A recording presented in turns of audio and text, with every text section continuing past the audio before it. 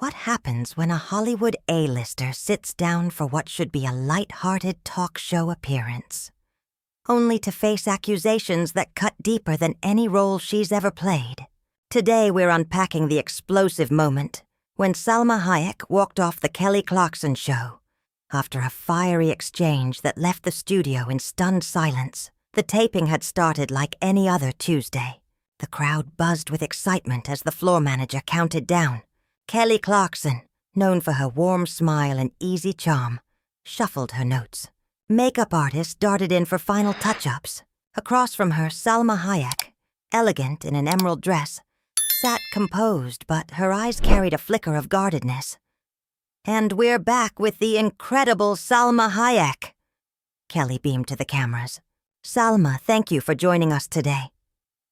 Salma's melodic accent carried warmth as she replied, "Thank you for having me, Kelly." The interview began smoothly.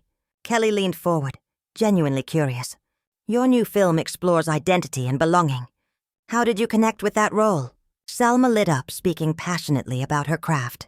"Every actor brings pieces of themselves to a character. This woman, she's fighting to find her place, to feel accepted. That's something many people can relate to." But then Kelly's tone shifted ever so slightly. "That must resonate with you personally," she said, her voice edged with something sharper. Salma's smile stayed, but her posture straightened. "In what way do you mean?" Kelly glanced down at her cards. "Well, you've spoken before about working twice as hard to prove yourself in Hollywood. About certain challenges tied to your background." The room grew noticeably still. Even Salma's publicist looked up, frowning. "I think anyone moving to a new country faces adjustments," Salma replied carefully. "I've been fortunate in my career," Kelly pressed. "But there have been specific incidents, haven't there? Reports of tensions with directors and producers." Salma's jaw tightened, though her voice stayed level. "I've always maintained professional relationships with everyone I've worked with." Kelly didn't let up. "Even with Marcus Davidson?" she asked, naming the notorious producer. The audience gasped. Salma's eyes flashed, but her tone was controlled. "I worked with Marcus on 2 films. Our relationship was professional." Kelly leaned in, her questions now sounding more like cross-examination. "And what about Desert Moon? Reports say you had a heated argument with him, in front of the entire crew." Salma shifted, her elegance giving way to steel. "Kelly, why are we focusing on rumors instead of discussing my film? The reason I'm here." The control room producers froze, unsure whether to cut to commercial or let it unfold. "I'm just trying to get to the truth," Kelly said, her voice rising. "There have been multiple reports about your behavior on set. Demands, conflicts with cast and crew. These patterns seem to follow you." Salma repeated her words back slowly, her voice now deadly quiet. "My behavior, Kelly? What exactly are you accusing me of?"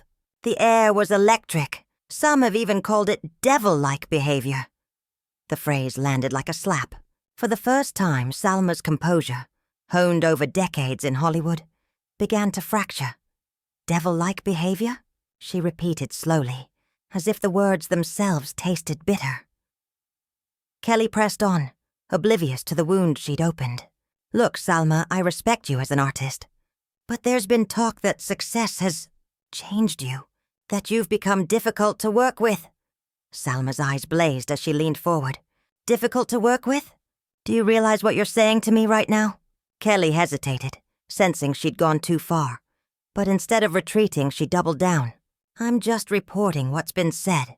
Multiple sources have mentioned incidents where you've been challenging." "Challenging?" Salma rose from her chair. Under the hot studio lights, her presence seemed to grow, fire flashing in her eyes. "Tell me something, Kelly. When a male actor stands up for his vision, when he demands excellence from his colleagues, what do they call him?" Kelly shifted uncomfortably. "Salma, I think you're misunderstanding." "No." Salma cut her off, her voice rising yet still regal. "I understand perfectly. When a man does it, he's passionate, dedicated, a perfectionist. But when I do it, when any woman does it, especially a woman who looks like me, speaks like me, comes from where I come from, suddenly I'm difficult. A diva. The audience sat frozen, the lighthearted atmosphere of a daytime show evaporating. Kelly stammered, "That's not what I meant." "Have you ever asked a male actor about being difficult?" Salma shot back, taking a step toward her. "Russell Crowe? Christian Bale? Any of the men famous for their intensity? Did you ever call them divas?" Kelly opened her mouth, but no words came. "You want to bring up Marcus Davidson?" Salma's voice gained strength, cutting through the silence. "Let me tell you about Marcus Davidson. In front of an entire crew, he told me maybe I should stick to playing maids and mistresses, because that's what audiences expect from someone like me." Gasps rippled through the studio. Kelly's face went pale. "And when I told him that was unacceptable, when I stood up for myself, and for every Latina actress fighting against stereotypes, I became difficult.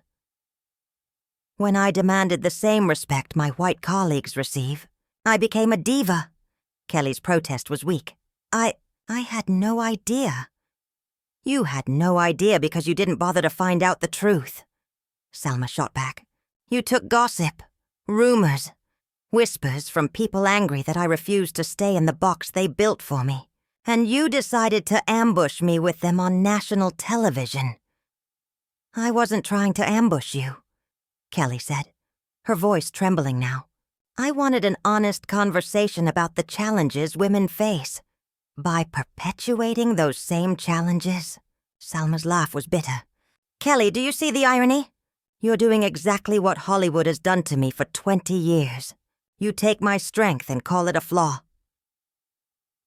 The control room was in chaos, producers frantically signaling, but no one dared cut away.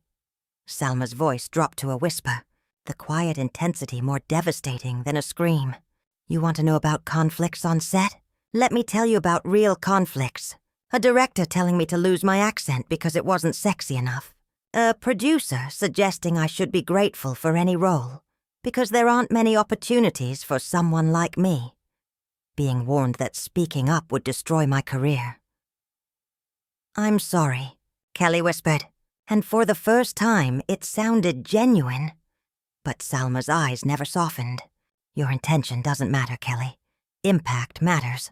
And the impact of what you've done here today is that you've given credibility to every person who ever tried to diminish my accomplishments by calling me difficult." The studio was silent. Cameras held steady. No one breathed. And then, without another word, Salma Hayek turned, her emerald dress sweeping behind her as she strode off stage. The audience erupted, some gasping, some applauding, all aware they had just witnessed something unforgettable. "But here's what I want your audience to understand," Salma said, turning deliberately to the cameras. "Being called difficult has never stopped me. It's never made me lower my standards, accept less than I deserve, and it never will." The words hung in the air, raw and unscripted. The audience leaned forward, sensing they were witnessing something far bigger than a daytime interview. But Kelly didn't let the silence breathe. Instead, she made the choice that would define the rest of the segment. "Salma, I appreciate your passion," she said, her voice carrying a patronizing edge that made several audience members visibly wince. "But I think you might be overreacting to some legitimate industry concerns." The word hit like a blow. Salma's eyes widened in disbelief. For a moment, she was silent. The audience held its breath. "Overreacting?" she whispered, her voice cutting sharper than a shout. "Kelly, did you just tell me I'm overreacting to decades of discrimination and prejudice?" Kelly's face drained of color. "No, that's not what I meant. I just think maybe some situations could have been handled differently." "How?" Salma's composure cracked at last, her voice breaking through the silence like thunder. "How should I have handled being told I wasn't American enough for leading roles, but too educated for the stereotypical ones? How should I have handled being passed over for roles that went to actresses with half my experience? But the right look, the right accent, the right connections. Kelly faltered. I don't know. But maybe working with people instead of against them might have led to better outcomes. The audience gasped audibly. Even the production assistants froze, horrified at what their host had just said. Salma stared at her, unblinking. When she finally spoke, her voice was deadly calm. Working with people. You mean compromising my integrity? Accepting less than I'm worth? Smiling when I'm being disrespected? Staying quiet when I witness injustice? That's what you call working with people? That's not what I said. Kelly tried weakly. It's exactly what you said. Salma cut in, her voice like steel. You're telling me that standing up for my worth, my dignity, my humanity is the problem. That the solution to discrimination is for me to be more accommodating to the people discriminating against me. Kelly tried to interject again, but Salma raised her hand. The gesture alone commanded silence. Let me finish. Her voice filled the studio, steady and unshakable. You invited me here under the pretense of discussing my art, my new film, my work. Instead, you ambushed me with gossip and rumors designed to tear down my reputation. And when I defended myself with truth you clearly never bothered to learn, you told me I was overreacting. The cameras captured every flicker of emotion, every sharp edge in her words. Salma reached down, unclipped her microphone, and stood tall. This conversation, she declared, perfectly illustrates everything that's wrong with how women like me are treated in this industry. The studio was silent, bracing for what she would do next. We were expected to be grateful for whatever scraps were thrown. And when we demand more, when we demand better, we're labeled as problems. Selma, please don't leave, Kelly said, finally understanding the gravity of what was happening. Let's talk about this. Let's have a real conversation. Selma paused mid-motion with the microphone, then looked directly at her. We could have had a real conversation. You could have asked me about my journey, about the barriers I've broken, about the doors I've opened for other Latina actresses. You could have asked me about my craft, my passion, my dedication to stories that matter. We can still do that, Kelly insisted desperately. No, Kelly, we can't. Selma stood, smoothing her dress with quiet composure. Because you've shown me and everyone watching exactly how you see me. Not as an actress who has endured, achieved, and given back, but as a difficult woman whose success must be explained, whose character must be questioned. The studio was frozen in silence. Selma walked toward the edge of the set, then turned back one final time, her eyes sweeping across the audience and into the cameras. You want the truth about being difficult? Difficult women change the world. We pry open locked doors. We speak truths others want silenced. We refuse to shrink to fit the box we're given. That's what being difficult really means. Selma, I respect everything you've accomplished. I really do. Can we please just start over? Kelly pleaded, her voice cracking with urgency. Selma offered her a sad but resolute smile. Kelly, respect isn't something you patch together after tearing someone down. It's earned through actions, not words spoken in damage control.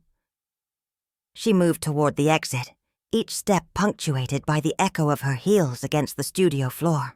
At the edge of the stage, she stopped and turned once more. For what it's worth, I hope one day you understand that interviewing someone means listening to them, not diminishing them. There's a difference between journalism and gossip, between holding people accountable and cutting them down. With those final words, Salma Hayek walked off the Kelly Clarkson Show. She left behind a studio full of people who had just witnessed something raw, unscripted, and unforgettable. Kelly sat motionless in her chair, staring at the empty space where one of Hollywood's most respected actresses had delivered a masterclass in dignity, strength, and the true cost of refusing to stay small. The silence that followed wasn't just awkward. It was seismic, a silence that carried more weight than applause ever could. So what do you think?